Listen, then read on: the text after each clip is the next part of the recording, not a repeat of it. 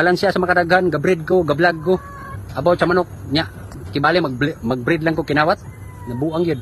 Hello, what's up mga kol? Mayong adlaw, mayong hapon. Sa lakton nga istorya mga kol, dili gud maayo akong hapon kay medyo natandog gid akong yung panatandog gid ko ba. Kay ani man ako kolo, aning senaryo. Na ako yung migo na gaingon siya sa kuha nga ang iyang uyuan nawad-an og manok.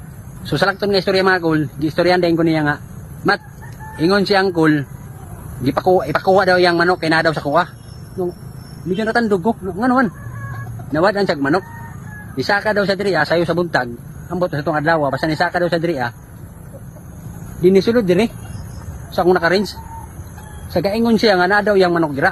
Siguro mo tong time mga kol nga kanina naka-square pins na ko kang nasa hardening kani. Kana napugos ko butang di mga kol kay grabe na kaidlas. Di na yung mga nakabuhi diri mo tong time mga kol nga nalangan ko. Kani sila kay na daw yang manok diri. Kani alam buyogin diri mga kol mo na ilang ingon nga buyog daw ang nawala siya. Kana ug kana sila.